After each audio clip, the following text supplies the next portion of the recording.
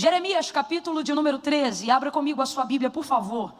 Livro do profeta Jeremias, capítulo de número 13. Oh, aleluia! Aos irmãos que estão aí nos acompanhando ao vivo, pessoas que não podem congregar presencialmente ainda, estão impossibilitadas.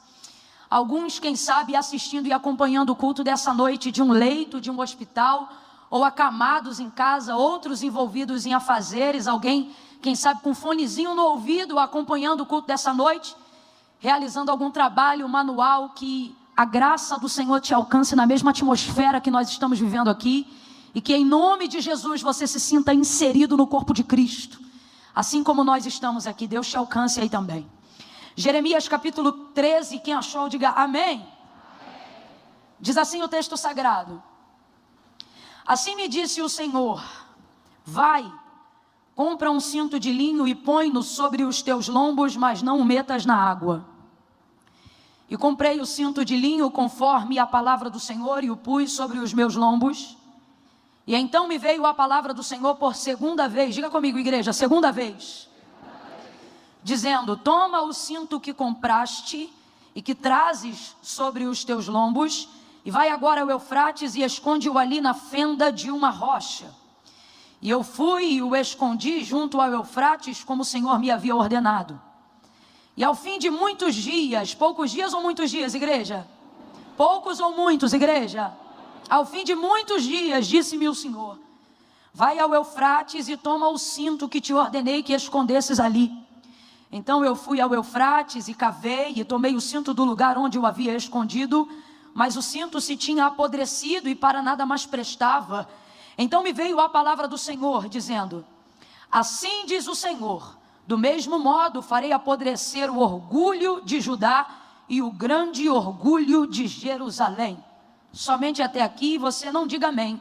Hoje especialmente você vai dizer assim: misericórdia. Você falou até como se não dependesse dela todo dia. Eu quero que você se expresse na força de um clamor. Você só está aqui porque enquanto você dorme, a misericórdia do Senhor se renova. Você só está aqui porque são essas misericórdias que são a causa de não sermos consumidos. Então eu vou contar de 1 a 3 e você vai colocar mais efusão, mais fervor na sua voz. Vai se lembrar de todos os percalços da vida que você já atravessou. Vai começar a colocar a mão na consciência e lembrar das coisas que você cavou com a própria mão, errou com o próprio pé, falou que não devia, e se não fosse a misericórdia. Está começando a lembrar, né? Aquele dia, aquele negócio. Deu nem tempo de fazer oração para viver o livramento, só deu tempo de falar misericórdia. Então é nessa perspectiva, enquanto essa nuvem de glória sobe,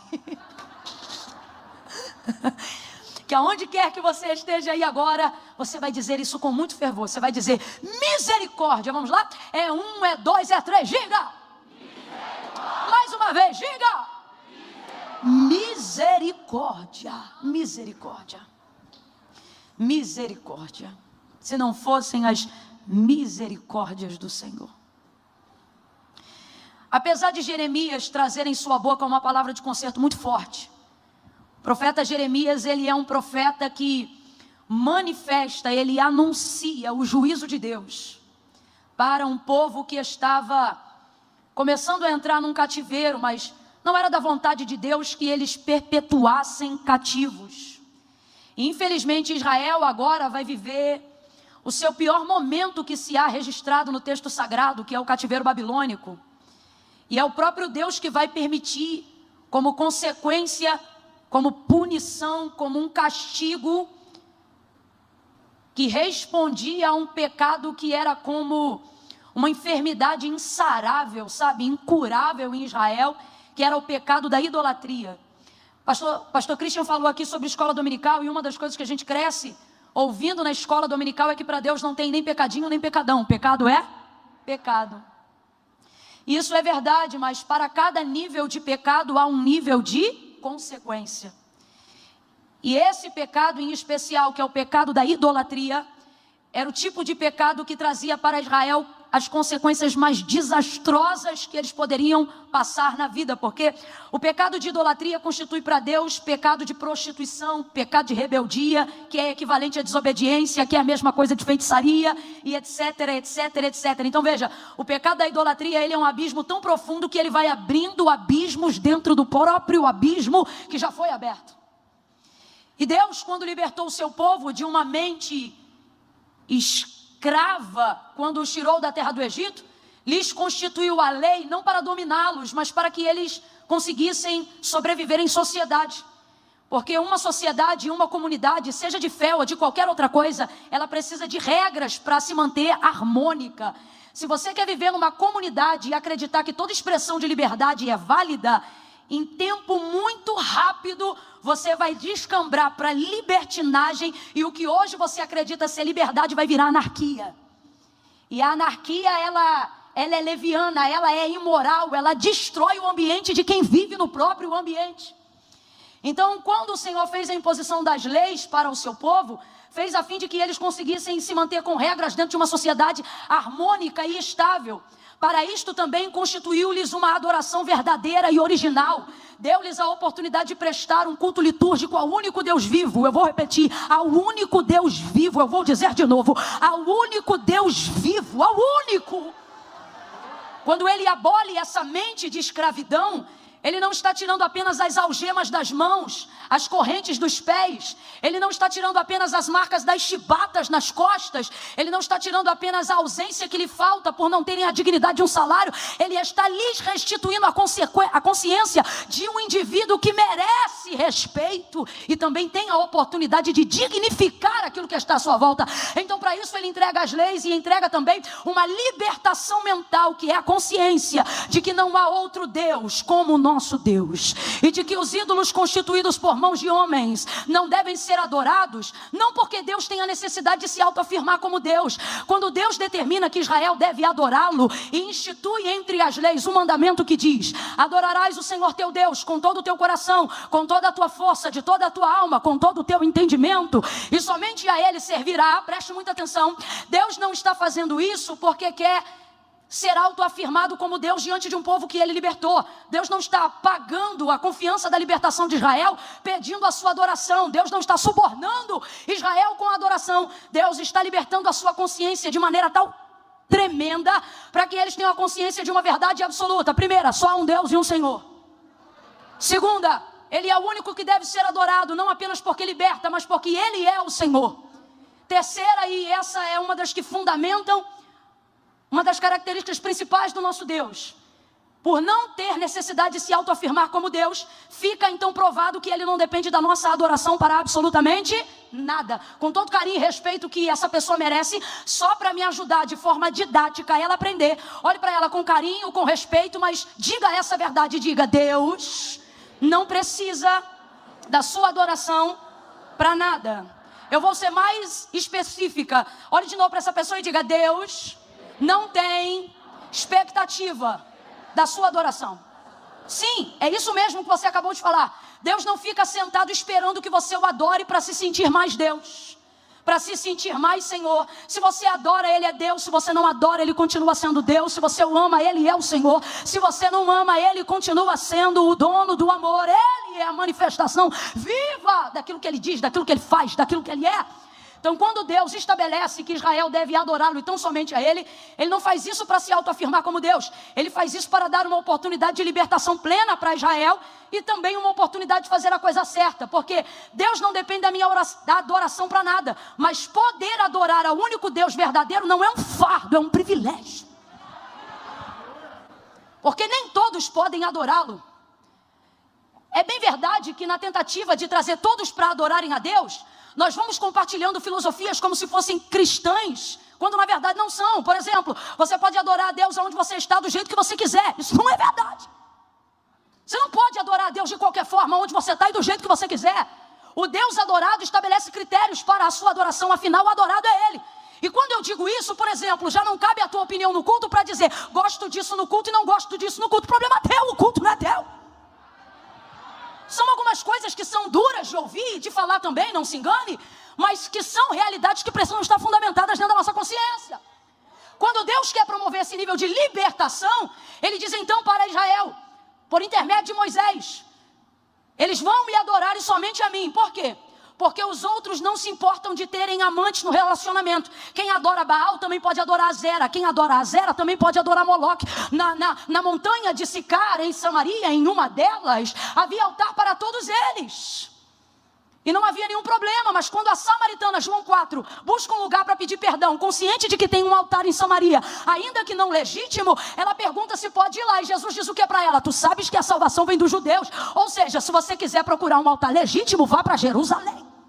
Porque existem critérios. O caso dela ali é excepcional, porque ela não pode entrar em Jerusalém e nem subir no monte. E aí é por isso que Jesus se coloca ali na posição. Porque quando ele perdoa ela mediante a confissão que ele impele ela a fazer, quando manda o marido vir, ele tira ela dessa sinuca de bico, né? No monte Deus não recebe, no templo você não entra, mas fica tranquila. A hora chegou, já vem e fala contigo. Ele está dizendo, a hora agora sou eu.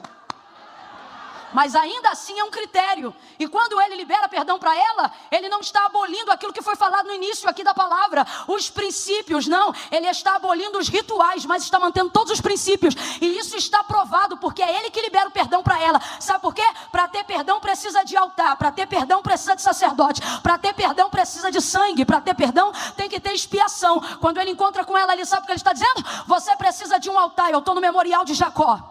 Você precisa de um sacerdote, eu sou o sumo. Você precisa de sangue, eu sou o cordeiro que tira o pecado do mundo. Oh! E ele libera o perdão para ela. Então existem critérios. Agora vai ouvindo aí. Acerca da idolatria de Israel, ela precisa ser combatida e haverá consequência, porque quando Deus orienta seu povo a adorar tão somente a Ele, volto a dizer, não faz isso por ter necessidade de se autoafirmar como Deus, mas faz isso porque é uma questão de inteligência. Olha o que ele diz, gente. Se você não gostou do que eu estou falando, ou do que eu estou a dizer agora, então você não gosta do que a Bíblia diz. Só não se incomode por ser eu que estou falando. Porque não foi Moisés que falou, não foi Paulo que falou, agora são palavras do próprio Deus instruindo Moisés e Arão para instruírem o povo. E ele diz, não adorem a ídolos constituídos por mãos de homens, porque eles têm boca, mas não falam, eles têm ouvidos, mas não ouvem, eles têm pés, mas não caminham, eles têm mãos, mas não sustentam. Antes eles precisam ser carregados, guiados e amparados por aqueles que foram criados. E aí você começa a entender a dificuldade desse povo adorar um Deus que não é guiado. Aí você começa a entender a dificuldade de adorar um Deus que não pode ser mandado. Aí você começa a entender a dificuldade de se manter fiel a um Deus que não pode ser subornado, nem com prato de oferta, nem com manjar. E talvez tenha alguém aqui pensando, e com jejum? Nem com jejum, nem com dízimo, nem com oferta. As tuas metodologias de consagração, ainda que cristãs, não obrigam Deus a dizer sim quando Ele quer dizer não. Não adianta subir monte, bater pezinho no chão, dizer, Deus, eu sou tua serva. Pode rapar a cabeça, pode deixar a barba crescer, pode botar pano de saco, cinza na cabeça, jejum de Daniel, propósito de Daniel, pode fazer campanha de 7, de 14, de 21. Se você quebrar o princípio, vai ficar quebrado. Mas se você fizer com a seguinte motivação, qual, Camila? Eu não estou jejuando para Deus me dizer sim, eu não estou jejuando para Deus me dizer não, eu estou jejuando para me consagrar. Para quê? Para eu aguentar a vontade dele, seja sim ou não. O que ele for dizer, eu vou obedecer. Esse Deus não pode ser mandado, esse Deus não pode ser guiado. E essa é uma das maiores dificuldades do século 21, porque vivemos sobre a ministração severa da democracia. E aí você apresenta um Deus totalmente teocrático, cujo profeta Isaías diz que quando ele faz reunião no céu, ele chama aqueles que estão com ele, e isso inclui tudo que João disse que viu, os 24 anciãos, os anjos. E aí você pensa, se tem reunião vai ter votação. Não, aí o profeta Isaías diz, ele só chama todo mundo para dizer o que ele vai fazer. Ele não pergunta para ninguém se ele pode fazer. Ele não pergunta para ninguém se alguém quer que ele faça. Ah, se eu fosse você, eu tirava alguns segundos para adorar o Deus soberano. É difícil numa linguagem onde parece que o sonho de liberdade é democracia, e eu nem vou entrar nesse mérito, porque senão eu vou dar na cara dessa democracia falsa e leviana, aonde diz que todo mundo tem liberdade para falar a verdade, desde que seja a verdade do outro. Que expressão de liberdade legítima é essa? que todo mundo pode falar o que quer, mas quando a gente fala o que pensa, aí é preconceito. Isso não é liberdade. Essa democracia é falsa. E nós não vamos ser amordaçados por ataduras que se fingem de ética, mas são corruptas, mentirosas. Deus agora então dá essa orientação. Olha, não é porque eu preciso ser adorado por vocês, não. É porque vocês vão adorar ídolos que não podem fazer absolutamente nada por vocês. Nada. Agora, e esse Deus, o Deus de Israel, o Deus de Abraão, o Deus de Isaac, o Deus de Jacó? Esse, profetas viram uma imagem tipológica dele numa revelação. Ezequiel, Daniel, João na ilha de Pátimos. E todos eles, mesmo que em tempos totalmente distintos e desprovidos do conteúdo que um e outro escreveram, provam que a visão era real entre todos. Eles dizem, esse tem boca e fala, e quando ele abre a boca, uma espada aguda e afiada sai. Esse que nós decidimos servir é aquele cujo salmista Davi salmodiou. E ele diz, eis que não tosquenejará o guarda de Israel.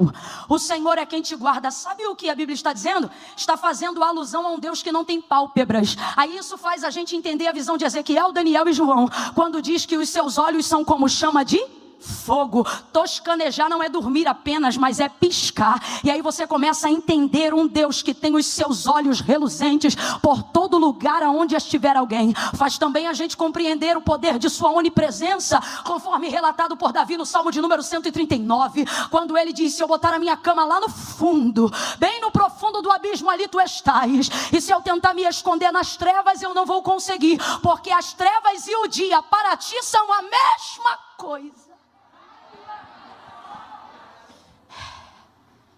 E Israel vai cair no pecado da idolatria, sabe por quê? Porque as outras nações têm um Deus para o outono, um Deus para o inverno, um Deus para o verão. As outras nações conseguem ter as suas petições atendidas, não obedecendo princípios, mas entregando ofertas. E isso vai se tornando muito mais fácil. Por quê? Porque é a visão de um Deus que pode ser manipulado. E não de um Deus que estabelece governo. E dentro de uma cultura brasileira não é difícil aplicar essa mensagem, não. Porque nós que viemos de uma outra doutrinação, historicamente falando, no Brasil, vamos entender isso. Não que eu concorde, ok? Eu não apoio nenhum nível de irreverência sobre a perspectiva de nenhuma fé. Porém, vocês vão entender o que eu quero dizer. Existem ídolos constituídos por mãos de homens que, segundo a cultura que nós fomos apresentados, do mesmo jeito que Israel vai tratar. Esses ídolos que se chegarão a eles, nós também tratamos do mesmo jeito. Eu conheço gente aqui, você também conhece gente. Se você não foi essa própria gente, ou se ainda não é. Gente que tem ali o ídolo bonitinho, arrumadinho, fez o que você quer, acende uma velinha. Fez o que você gostou, dá parabéns para ele. Coloca uma ofertinha. Agora não fez o que gostou, tranca ele na casinha. Quantas vezes eu vi minha falecida avó pegando um dos ídolos que tinha dentro da casa, e por ele não ter respondido uma oração, ela virava ele de cabeça para baixo. E eu dizia, avó, eu ia lá e consertava. Ela dizia, bota de cabeça para baixo, que ele está de castigo. Estou falando mentira, gente? Já fui na casa de uma amiga uma vez e ao abrir a geladeira, ao invés do ídolo estar num altar, estava dentro da geladeira. Eu disse, o que é isso? Não, ele está aí porque eu dei um prazo de X dias e não deu certo. Então ele está aí. Camila, o que isso tem a ver com a nossa fé? Tem tudo a ver. Quando você vê um Deus que você quer que ele diga sim e você diz não. Aí tem um outro que chega para você e diz assim, se você me der tanto, eu te digo sim. Então se torna muito mais fácil adorar aquele que eu posso guiar e manipular. É por isso que em dado momento na vida de Jeremias, o Senhor lhe encaminha numa visão a casa do oleiro. E ele diz que enquanto ele desce, vê um vaso sendo formado e mexido pela mão do oleiro. E aí ele diz, eu via este vaso e de repente ele se deformava na mão do oleiro, e o oleiro que tipifica o Senhor, e o vaso que tipifica Israel, na visão de Jeremias, o profeta. O Senhor diz assim, olha, Jeremias, o Senhor diz, olha, como esse vaso é na mão do oleiro, assim sois vós, ó casa de Israel, na minha mão. A primeira lição que fica é, vocês não me manipulam, vocês não me governam, vocês não me seguram, mas eu amasso, eu remonto, eu remoldo, eu abato, eu exalto, gostando ou não gostando, Deus é Senhor de todas as coisas. Aprovando o que Ele faz ou não faz, Ele vai continuar fazendo sem tomar conselho, porque Ele não depende da gente para nada. Se você não consegue imaginar a visão teocrática de Deus, você não está preparado para servi-lo. E se ninguém lhe disse isso, me perdoe, mas eu preciso dizer. Porque tem gente adorando a própria consciência dentro de templos, achando que está adorando a Deus. John Piper falou sobre isso abertamente quando escreveu um dos seus livros, e é uma das frases que mais marca a minha trajetória de vida cristã. Eu acho que eu posso esquecer de muita coisa, de muito livro que eu já li, exceto a Bíblia, mas esse eu não vou esquecer. Ele diz assim, olha, ele escreve assim: se o Deus que você diz adorar nunca discorda de você em nada, é bem possível que você esteja adorando uma versão idealizada de si mesmo e esteja chamando ela de Deus.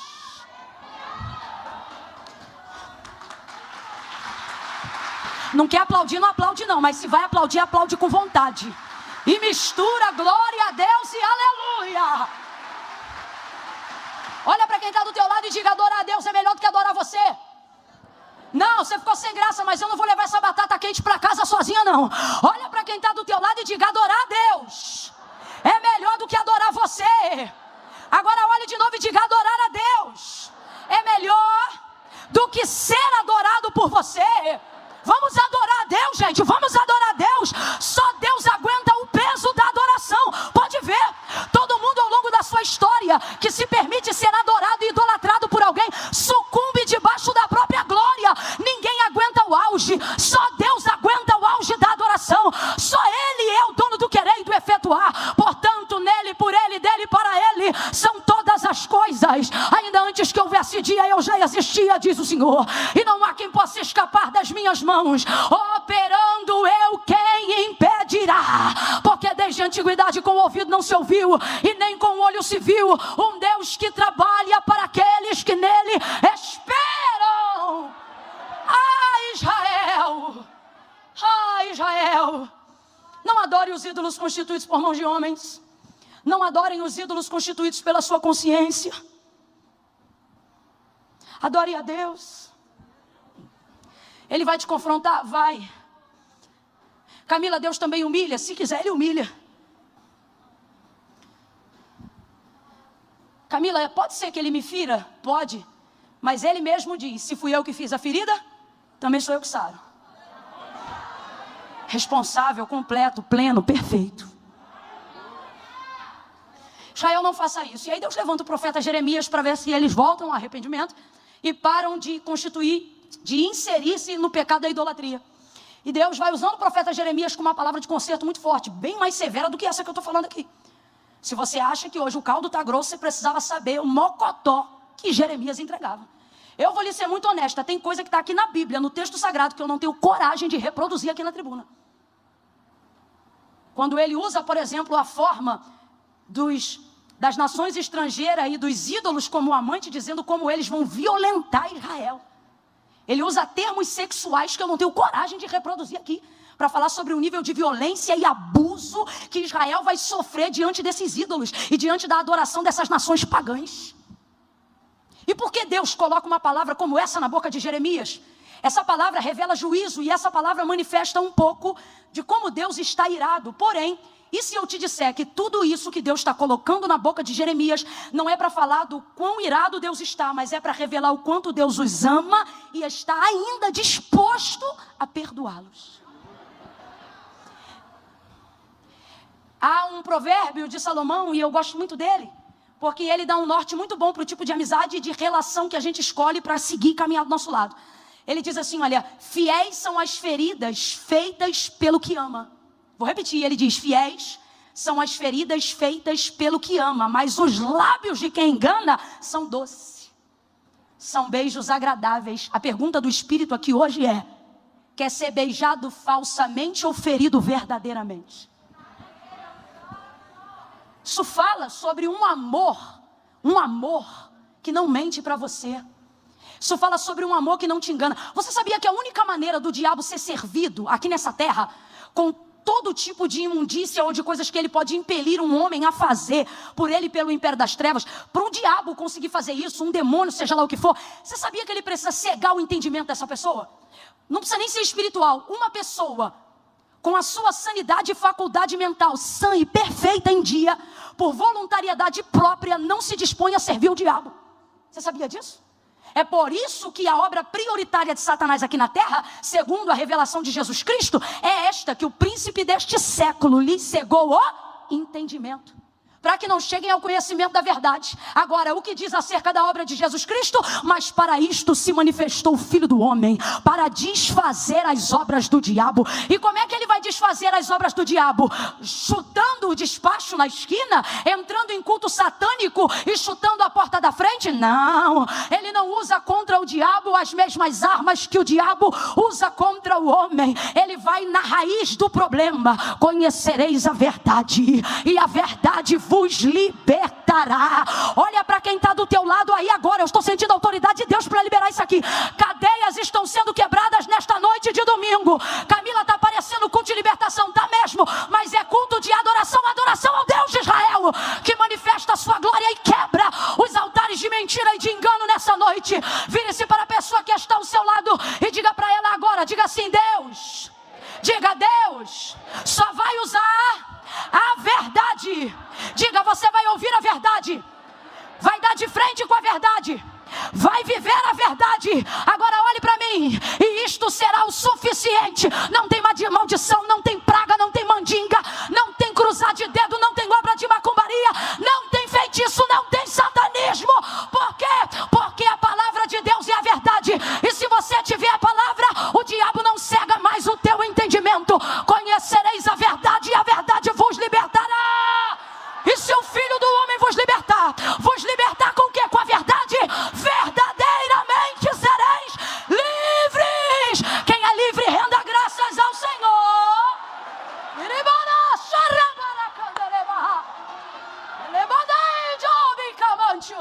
Você não precisa de uma simpatia gospel. Você não precisa de um profeta igual um chaveiro colado do teu lado 24 horas por dia. Você não precisa ver uma mensagem minha seguida atrás da outra do YouTube, não precisa. Como é que você vai fazer quando não tiver internet? Como é que você vai fazer quando não tiver o amigo que queria do seu lado? Vai deixar de tomar decisões importantes hoje porque não conseguiu falar com o profeta que dirige a tua vida? Tu só precisa da palavra. Conhecereis a verdade, e a verdade vos... Isso será o suficiente. Porque se o Filho do Homem vos libertar, verdadeiramente sereis. Então veja, na imposição das leis e na boca de Jeremias, não está a destruição de Israel, está a sua liberdade. Mas as pessoas acham que a liberdade só está na permissividade. Somos tendenciosos a achar que a liberdade só mora no sim.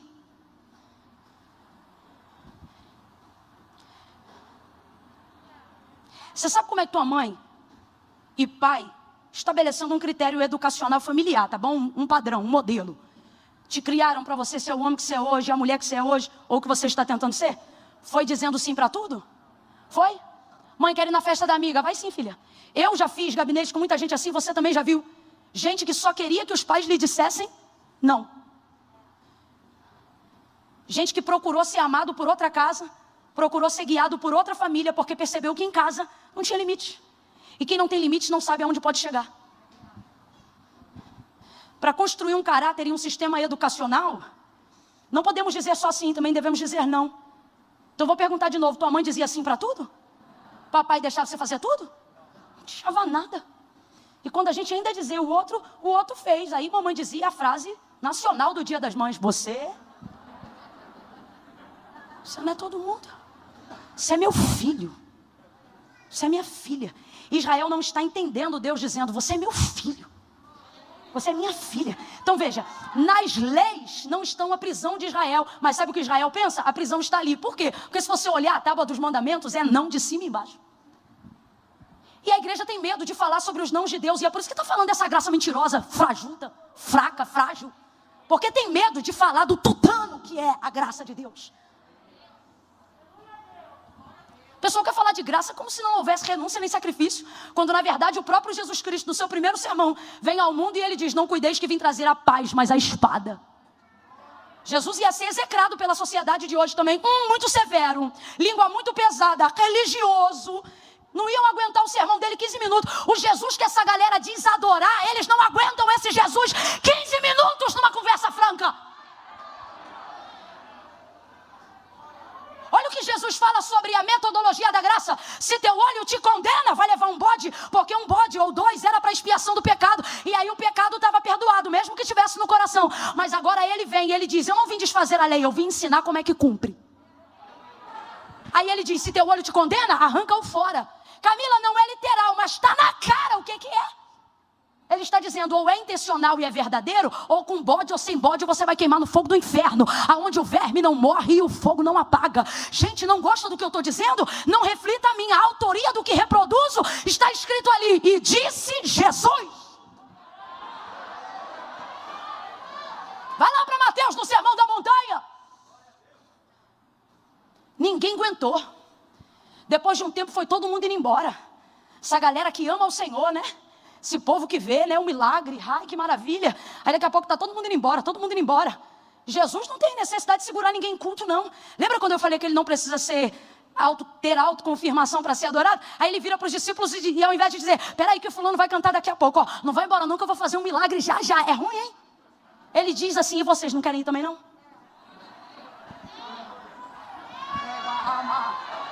Eu quero saber se é esse Jesus que você ama. Aquele que é verdadeiro. Aquele que faz a ferida, mas traz o bálsamo. Aquele que te transportou do império das trevas. E na hora que você viu a luz, doeu a vista igual Paulo. Vai ver, ficou cego e perdido por um tempo. Quem sabe foi com a cara na poeira. Mas hoje você pode dizer: não vivo mais eu, mas Cristo vive em mim. E a vida que agora vivo, eu vivo para Ele. Deus então, quando coloca palavras como essa na boca do profeta Jeremias, não é para revelar seu ódio, porque Deus não está manifestando seu ódio. Ele está manifestando o anúncio de um juízo, porque está irado. E esse juízo só vai ser executado caso Israel não se arrependa. Porque aquele que se arrepende, aquele que confessa e deixa, alcança juízo, gente? Alcança o quê? Misericórdia. Por isso ele bota essa palavra na boca do profeta. Vai lá, Jeremias. Aí ele levanta Jeremias, com muita autoridade.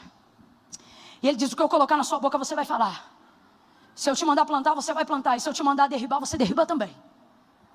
Se eu te mandar construir, você constrói. Se eu te mandar destruir, você destrói. Camila, está na Bíblia, tá? Jeremias capítulo 1. Deus manda destruir? Manda. Está na hora de vocês entenderem como é, do jeito que é e como Ele quer.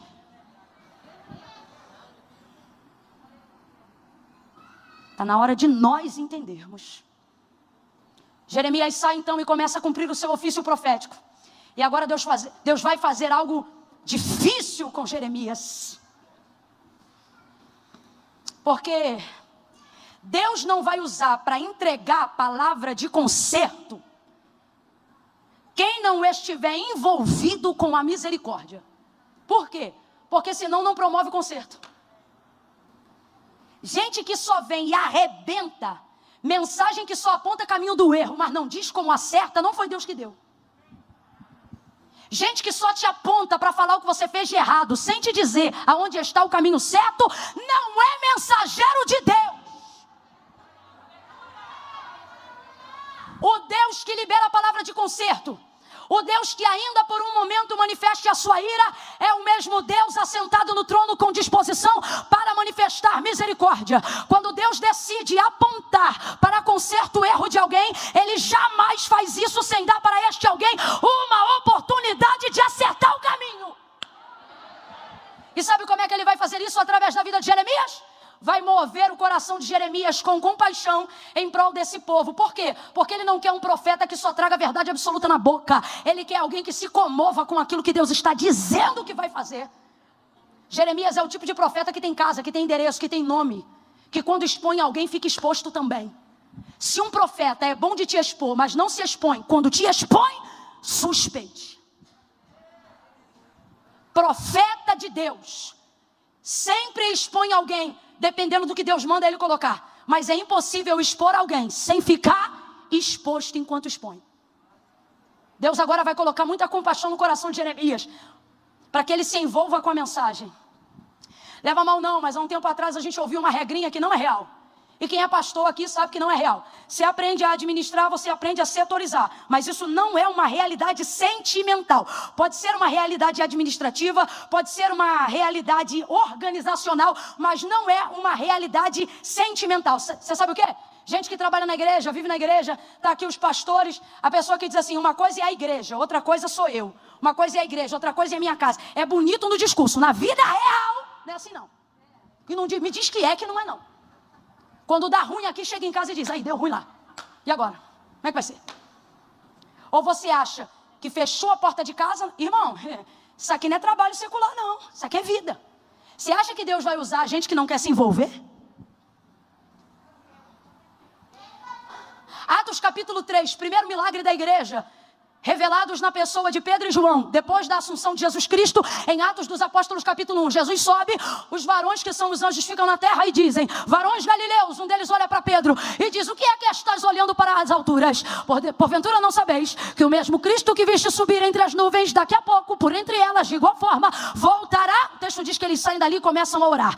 E eles não se desviam da igreja não. Ora, nona, capítulo 3, na porta formosa, sobe Pedro e João. Está indo para onde, Pedro? Para a igreja. E você, João, vá com ele. Orar o quê? Culto da tarde, uai. Vão subindo, coxo, na porta do templo chamada Formosa. Estende a mão, pedindo algo, porque ele era direito, uma vez que era deficiente, não podia entrar no templo e nem ter carteira assinada no trabalho. Para isso, uma lei mosaica que lhe respaldava. Ele não é um esmoleiro, como dizem.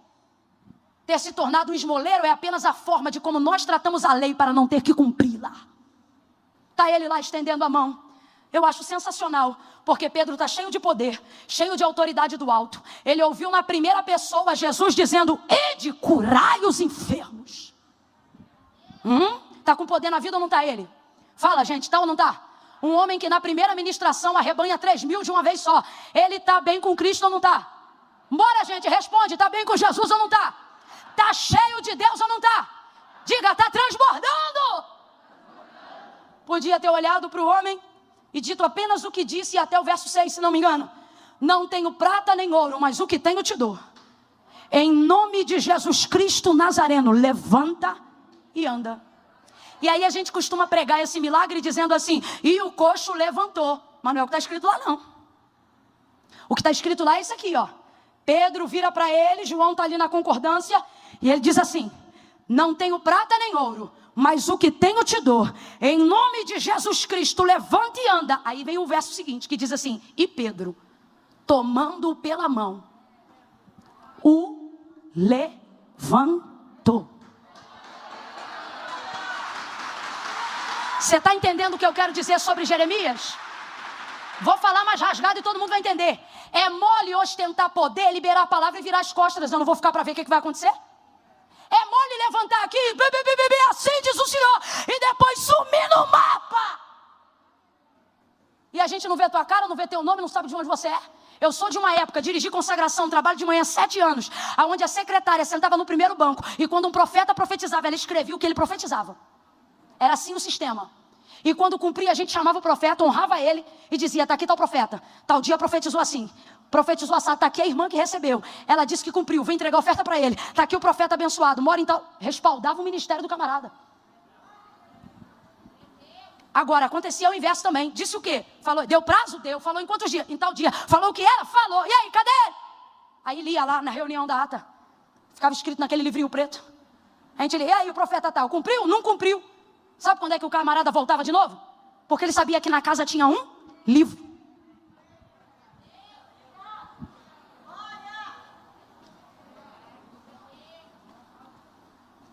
Deus não vai usar gente que não se compromete com o que fala. Deus não vai entregar unção, poder e autoridade para gente que não se comove. Você sabe qual era a principal motivação de Jesus em fazer milagres? Não era porque era o Filho de Deus. O texto diz em João, é porque o coração dele se movia de compaixão. Quer ter poder para fazer milagres? Comece a pedir ao Senhor que antes de te dar poder, comece a te dar compaixão. Para Deus colocar Jeremias do jeito que Ele quer, para usar ele, para ver se haverá arrependimento, Deus envolve ele. Como é que Deus envolve ele? Do jeito mais difícil que Deus pode envolver um homem. Como? Mandando ele investir naquilo que Deus não quer pagar. Desse jeito. Deus tem dinheiro para tudo, sim ou não? E ouro. Eu fico imaginando Deus chegando numa lojinha. E alguém perguntando, crédito ou débito? E ele perguntando, aceita ouro?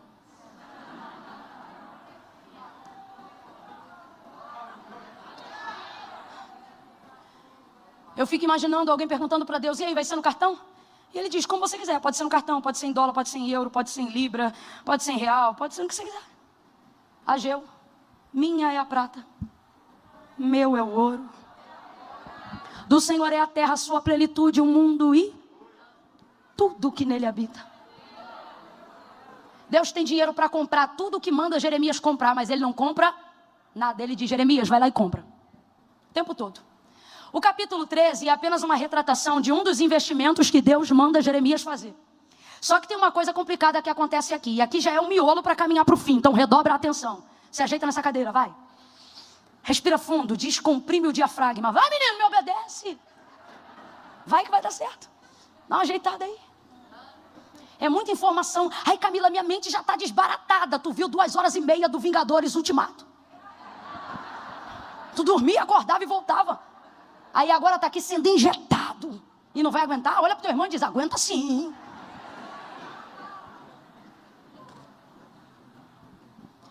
Tudo que Deus manda Jeremias comprar, ou Deus permite quebrar, ou ele mesmo quebra, ou ele faz isso ali, esconde até apodrecer. Se já vai destruir, por que não me deixa usar o quebrado? Se vai apodrecer, por que não me deixa pegar um usado? Não. Tudo que Deus manda Jeremias investir é novo. Seja terreno, seja jarra, seja botija, seja vaso, seja cinto. Ao longo de todo o texto de Jeremias você vai ver a seguinte expressão. E disse Deus, vai e compra. Uma vez ele manda comprar uma botija, outra vez ele manda comprar uma jarra, outra vez ele manda comprar um vaso. Teve uma vez que Deus foi mais longe, mandou ele comprar a escritura de um terreno. Outra vez, como essa, Deus manda comprar um cinto. Tudo que Deus manda comprar é novo. Por quê? Porque Deus quer trazer uma lição. A tipologia de tudo que Jeremias compra tipifica Israel. Vamos lá. Ele compra o cinto, aí quando o cinto está na mão de Jeremias, Deus diz assim, esse cinto representa Israel. Deus manda comprar o vaso, aí quando o vaso está na mão de Jeremias, Deus diz assim, esse vaso representa Israel. Deus manda comprar uma botija, quando a botija está novinha na mão de Jeremias, Deus diz, essa botija representa Israel. Como? Nova, bonita, comprada, adquirida, perfeita, útil. Quem está começando a entender aí, diga glória a Deus. Agora, tudo que Deus manda Jeremias comprar, novo, perfeito, útil e adquirido, quando está na mão dele novinho, Deus diz assim, agora vai lá e quebra. Teve uma vez no caso da botija, que o Senhor disse, vai lá na porta dos anciãos agora da cidade e taca essa botija no chão. Que botija? Essa novinha que eu mandei você comprar. Dá uma vontade de dizer, Deus, por que o Senhor então não compra? Já que, porque Deus quer envolver Jeremias naquilo que ele sente. Ele, que eu digo, é Deus. Deus quer começar a colocar na mente de Jeremias, sabe o quê? Quando está na minha mão é assim, ó. Mas se distancia de mim, faz o que não deve e termina assim, ó. Quebrada, suja, poída, destruída, desorientada, arrebentada, apodrecida. Só que agora Jeremias está investindo dele. E quando ele investe o dele, ele também investe sentimento, não é só dinheiro. Porque ele vê que aquilo que é o que ele adquiriu, deixa de ser quando Deus quebra. Só que Deus vai dar para ele uma nova lição. Na perspectiva de tudo que Deus ensina para Jeremias enquanto ele profetiza, é assim, ó. Quando está cheio, ele diz, representa Israel.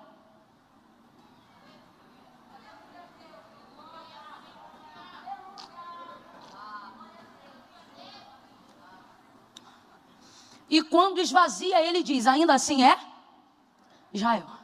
Quando está de pé, é Israel. Quando está caído, é? Quando está inteiro, é Israel. Quando está quebrado, é? Deus está dizendo, veja uma coisa, Jeremias. Como ela está, não muda para mim quem ela, só muda como ela está.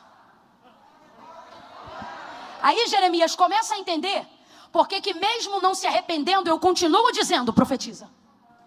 Aí Jeremias entende porque que mesmo errando eu continuo dizendo: anuncia a minha palavra. Jeremias vai se envolvendo de tal forma que tudo que Deus coloca na boca dele, ele avisa, ele fala. Parece que eu vejo Jeremias se envolvendo com a ira de Deus. Parece que eu vejo Deus dizendo assim: olha, vai lá agora e diz que eu vou matar os filhos deles. Vai lá agora e manda eles se arrependerem desse pecado, senão eu vou acabar com a família deles. Eu vou esvaziar a cidade, eu vou destruir os negócios. Deus vai trazendo um monte de palavra de juízo. Parece que eu vejo Jeremias já quicando na fúria de uma leoa parida para sair de casa e dizer: eu vou agora. E quando ele está no caminho, preparado para arrebentar com tudo, Deus diz assim: Jeremias, parece que eu vejo Jeremias dizendo: fala, Deus, e Deus dizendo: vai lá, e ele diz: estou indo, e Deus dizendo: diga também, e ele diz: eu vou dizer. Diga: se o meu povo que se chama pelo meu nome se humilhar e orar e buscar a minha face e se arrepender dos seus maus caminhos, eu, o Senhor, ouvirei do céu, perdoarei. Como é que é? Como é que é? O Senhor está aqui me mandando investir. Eu estou aqui expondo minha vida, meu nome, minha reputação, meu pão. O sacerdote quer comer meu fígado. E agora o Senhor está dizendo que se eles se arrependerem. Jeremias, sabe por quê? Porque eu investi muito. E assim como você não gostaria de perder seu investimento, eu também não vou perder o meu, porque Israel é o meu testemunho. Camilo, o que você está querendo dizer com isso? Para quem não sabe quanto foi investido em alguém, descartar é coisa fácil. Quebrou, joga fora. Você vê obreiro que cai dentro da igreja, quem não é da igreja diz assim: são sem vergonha, tem que desligar e colocar na rua. Mas quando a igreja lembra que deu a primeira gravata, quando o pastor lembra que colocou um camarada para submergir as águas batismais, quando a gente lembra que ele largou cocaína, o erro que ele fez depois não deixa de ser erro, mas a gente lembra de tudo que investiu. E ao invés de descartar, a gente diz: vou investir de novo. É mole você ver um filho translocado, não é seu?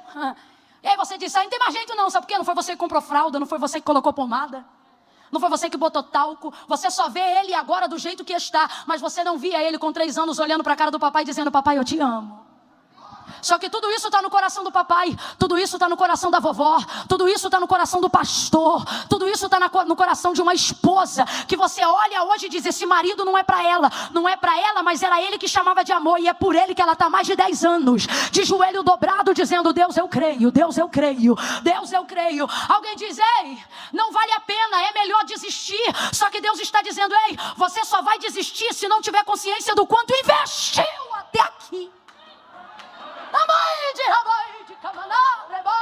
Eu estou sentindo um temor de Deus aqui. Gente que entrou com a promissória para colocar no altar de Deus e dizia assim: Deus, está na tua mão. Deus está dizendo: na minha não, na nossa. Porque eu libero a palavra e tu profetiza. Eu libero a palavra e você ministra. Você não vai desistir. Olha para quem está do teu lado e diga: você investiu demais. Você investiu demais. Enquanto o nego ia para a balada, você ia para a consagração. Ah, Camila, eu não quero mais saber de ministério, mas o ministério ainda quer saber de você. Porque enquanto os outros iam para a festa de 15 anos, tu ia para a vigília adorar Jesus. Você investiu demais para desistir do que Deus colocou na tua mão agora. Tem gente aqui que tem 20 anos de casamento. Aí agora deu crise. Vai mandar embora, vai mandar embora. O que você vai fazer com esses 15 anos de oração clamando por essa vida? Aí não aguento, eu falo rasgado porque me irrita. Tô careca eu não fico. Tô cabeluda de ver mulher em círculo de oração, na igreja, fazendo campanha. Eu digo isso porque elas são a maioria até numa questão quantitativa, né? São 4 mulheres para cada um homem. Não que um tenha que ter as 4. É uma estatística. Vem para a igreja, ora, busca, jejua. Irmã, está fazendo o que aqui? Quantas vezes eu e minha mãe abraçava a campanha de oração em consagração, libertação do vício, da cocaína, disso e daquilo, emendava em oração. Teve campanha que a gente fez de 2 anos. Esses dias eu conheci uma irmã que estava fazendo campanha há 14 anos. Aí eu não aguento. Você acha que essas orações vão para onde? Não, me explica que eu quero entender como é que essa tua mente funciona. Essas orações de tudo que você pediu, que você orou, que você fala, essa pessoa que é alvo constante da sua súplica, você acha que no céu tem o quê? Tipo um lixão? E não, isso aqui vai para... Você acha que é isso que Deus faz com as suas orações? Oração é coisa tão séria que quando a gente se posiciona a orar, o Espírito Santo posiciona do lado. Para garantir que ela vai ser tão bem feita a ponto de não poder ser negada. Aí olha o que me aborrece. Vem uma irmã e ora 20 anos por um homem. 20 anos orando por um homem. Aí um dia da crise, cansei. Camila, mandei o homem embora. Eu fico só olhando. Eu digo, mandou? Tá bom. Não dá um ano. O que outrora eu chamava de sem vergonha, vai para a igreja. Vai ouvindo. Entrega a vida para Jesus. Aqui orava, fica translocada. Chega a novinha que está na casa de Deus, dizendo, Deus, eu quero um. Não, vai ouvindo. Aí vem alguém que não orou por ele nem um ano, nem um minuto. E colhe um homem abençoado, restaurado, livre dos vícios que são resultados de oração de uma vida. De alguém que não teve noção do quanto investiu e desistiu no final. Não, para pensar. Você acha que foi quem chegou agora?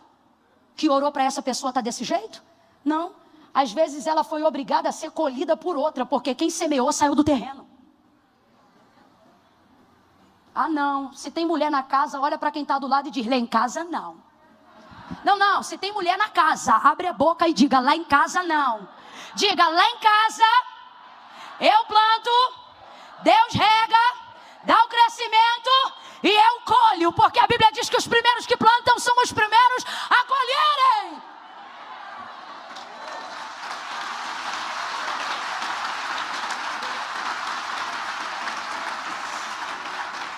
Numa dessas ocasiões, então Deus diz, Jeremias, vai lá e compra. De novo, mais um.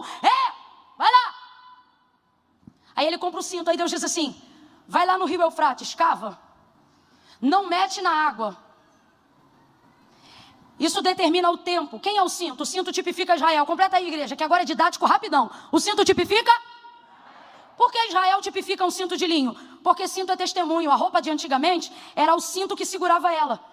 Então, quando Deus diz que Israel é um cinto, Deus está dizendo, Israel é o meu testemunho. E por que é de linho? Porque o linho é o tecido original, mais caro e antigo do mundo, sem mistura. Você não precisa confeccionar o linho com outras coisas. O linho é uma planta que nasce e pode ser tecido originalmente e naturalmente. Terceiro e último motivo, ele é originalmente engomado. O que é goma? Aquele pozinho que a gente comprava para botar na roupa. Os irmãos aí que são, né?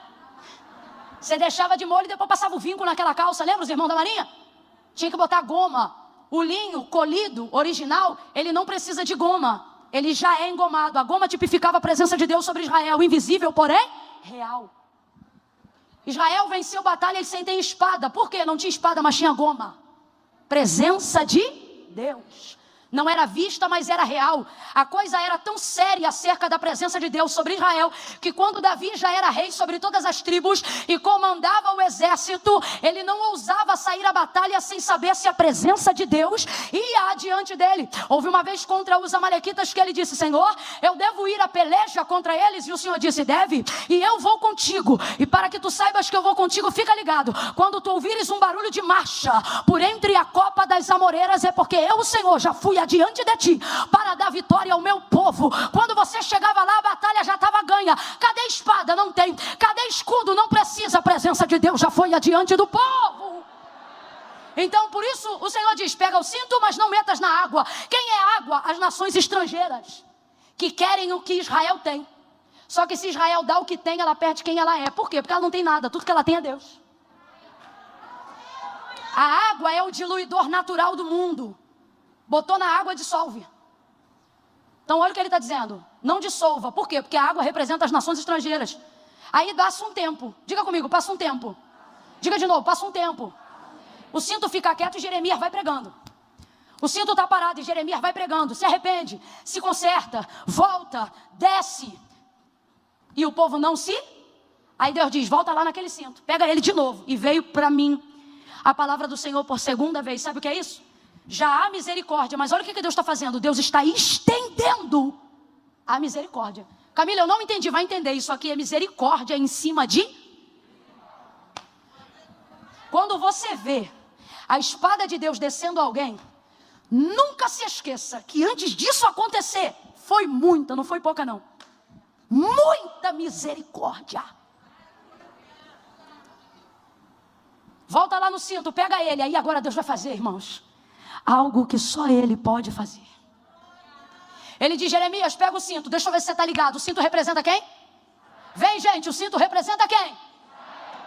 Pega ele, por quê? Porque ele não se arrepende. Vai lá no Eufrates, cava, enterra, e a palavra é essa: esconde. Qual é a palavra? Você pode esquecer de tudo que eu falei até agora, só não esqueça disso. A palavra é esconde. Quem é que está mandando esconder o cinto? Não esqueça disso. Quem está mandando esconder o cinto? Mas o cinto representa quem? Então troque a palavra cinto. Deus está dizendo: esconde quem? De quem? Essa é a pergunta. Deus não enviou o seu Filho unigênito para nos livrar do diabo, como muitas pessoas pensam. Porque nós não devíamos nada ao diabo. Pelo contrário, com o diabo a gente tinha era crédito. Quando você peca, você tem crédito com o diabo. Mas você fica no saldo negativo com Deus. As pessoas acreditam que a obra de Deus na humanidade, ao enviar Cristo, foi para livrá-las do diabo. Não. A obra do amor de Deus revelada em Cristo na humanidade foi para nos livrar de Deus. Porque nós pecamos contra, nós iramos, estávamos destituídos da glória de... E Ele é o juiz, não é o diabo. Então olha isso. Jesus Cristo é a revelação perfeita de como Deus cria uma estratégia para nos livrar dele mesmo. Tão grande é o seu amor. Está acompanhando? Quem está acompanhando, diga amém. Agora vamos lá. Israel está numa condição semelhante à nossa antes de Jesus Cristo. Só que Deus vai criar uma estratégia. E agora, compreendendo isso, responda se você está alcançando o raciocínio. Deus está mandando Jeremias esconder o cinto de linho que tipifica Israel para proteger Israel de quem, gente? Dele mesmo. Camille, Deus faz isso direto. Pergunta para essa mãe que tem um filho todo errado em casa, se esse menino ou se essa menina já não tinha tudo para ter morrido.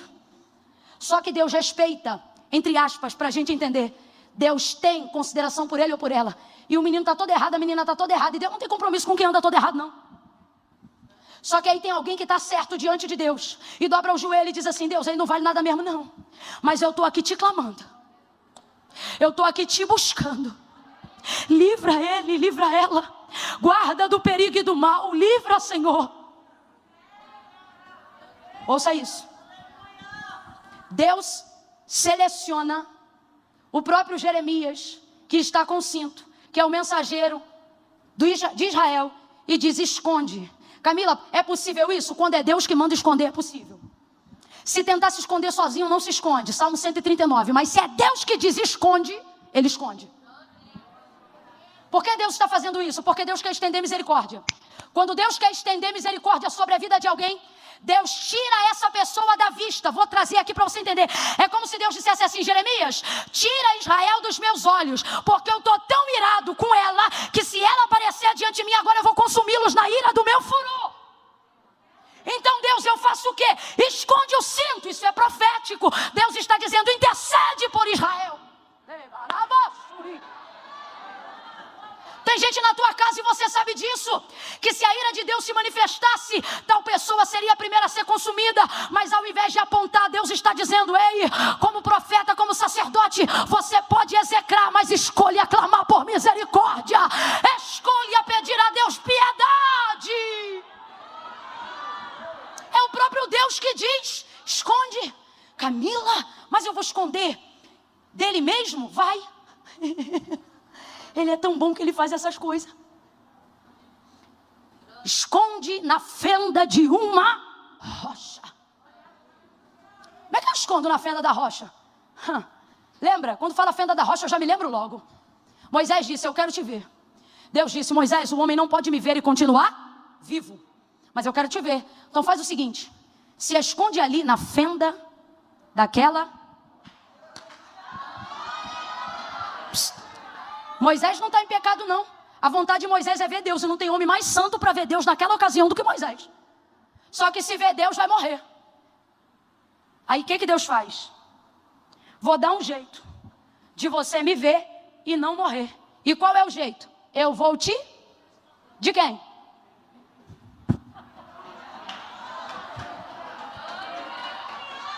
Entra Moisés na fenda. A cultura ocidental acredita que fenda é uma rachadura.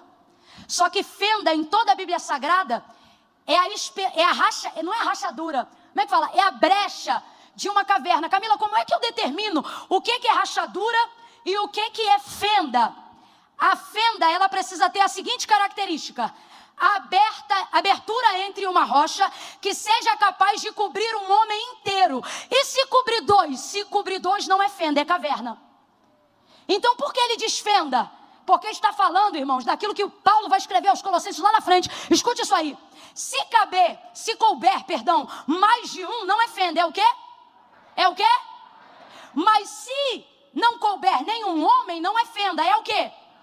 Mas se couber um homem inteiro, de modo que ele se proteja inteiro na brecha de algo que parece caverna, mas não é porque só cabe um, na brecha de algo que parece rachadura, mas não é porque cabe um homem inteiro, então isso é uma... Aqui em Jeremias ele não diz caverna. Paulo também não escreve aos Colossenses e diz caverna. Deus também não olha para Moisés e diz: se esconde na caverna. Ambos utilizam a mesma palavra, seja no grego ou no hebraico. Entra na fenda daquela rocha. Sabe o que é isso? Olha para alguém aí e diga: só cabe um. Sabe por quê? Perdão é individual, arrependimento é individual e salvação é individual. E conserto também é individual. Deus está criando estratégias para nos livrar dele mesmo. A pergunta é: será que nós estamos nos adequando às rochas? Aí, Camila, que rocha é essa? Ô, gente, que rocha é essa? Paulo fala abertamente aos Colossenses. Ele diz: porque Cristo é a rocha, e todo homem que nela entra. Então que rocha é essa? É uma rocha que tem uma fenda. Por quê? Porque no dia que ele foi crucificado, o véu do templo abriu de cima a baixo. Ele é a rocha fendida, ele é a pedra de esquina, ele é a viga que divide. Para quê? Disse Paulo: porque todo homem que entrar nela não verá morte.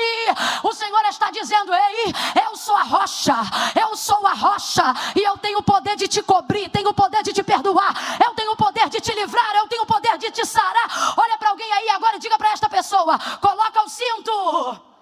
Não, tá fraco. Não, Camila, é que eu sou assim mesmo. Mas hoje você tem que estar mais pentecostal do que nunca. Olha para quem está do teu lado e diga: coloca o cinto. Para, olha aqui para mim.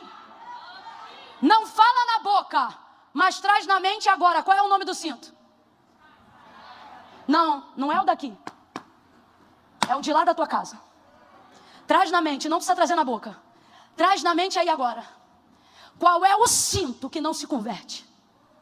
Que não se arrepende? Os meninos do louvor podem subir aqui, os músicos. Qual é o cinto que você prega e não desce, que você ora e não muda? Traz na mente aí agora, na mente. Vamos lá, gente, na mente.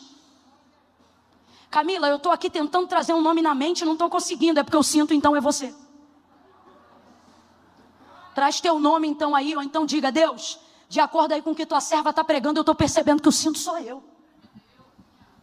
Porque se não tem um nome na tua mente, ou você é cinto ou você é o profeta.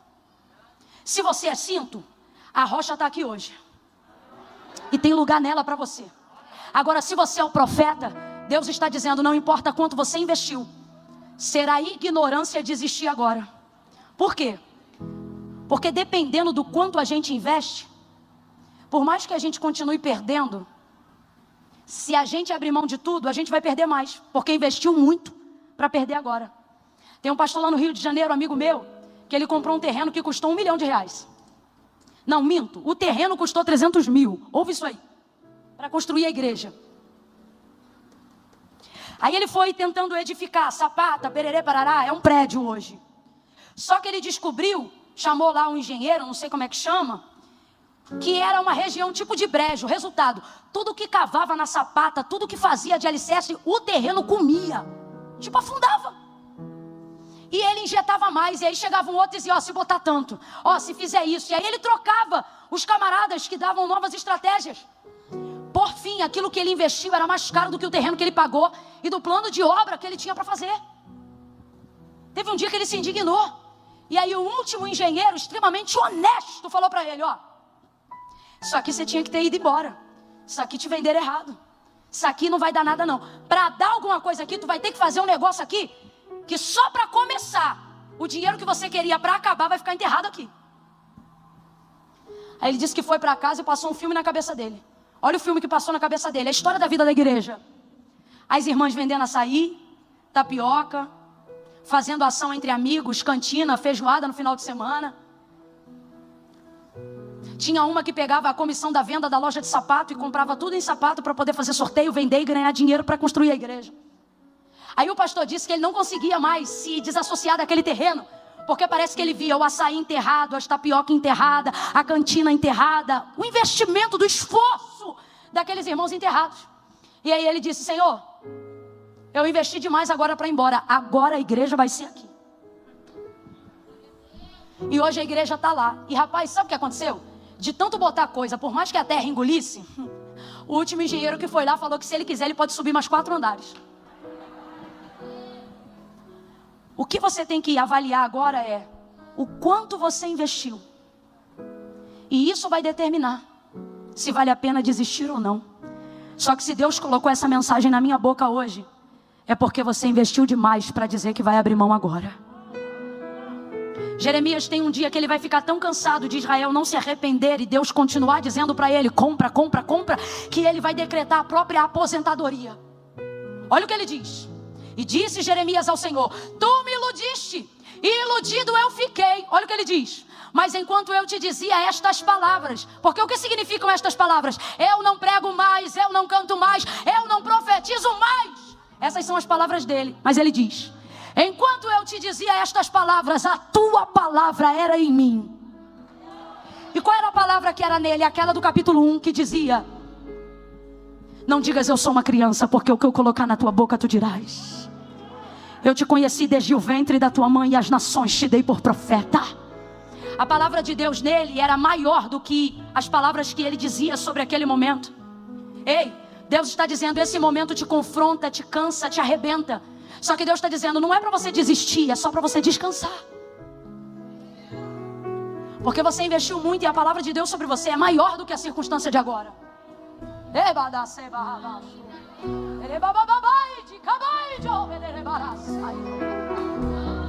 Tem gente aqui que é empresa. Deus está falando isso aqui comigo agora. Tem gente aqui que é empresa, para alguém é só um CNPJ, mas para você é um sonho de família.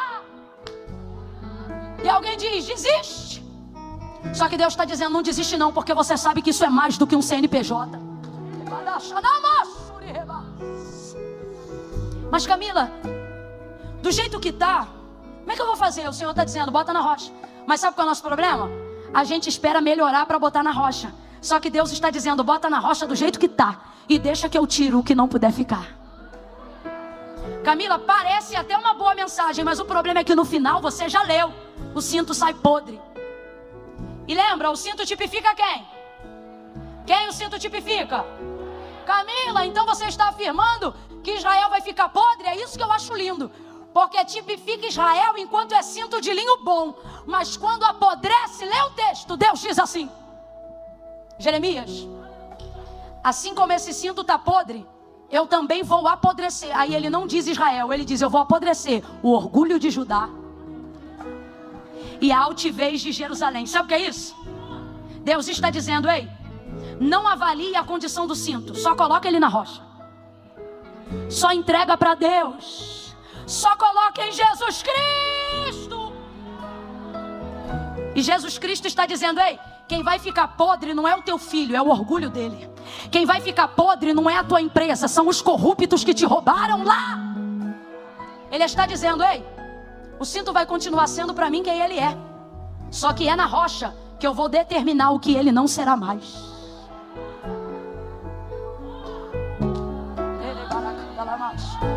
Eu quero que você diga para os 3, não precisa tocar, mas vai ter que dizer. Bota na rocha, bota na rocha, bota na rocha. Bota esse filho na rocha, esse marido na rocha, essa empresa na rocha. Jesus Cristo é essa rocha, coloca tudo diante dele. Fica de pé quem tem um cinto para colocar na rocha.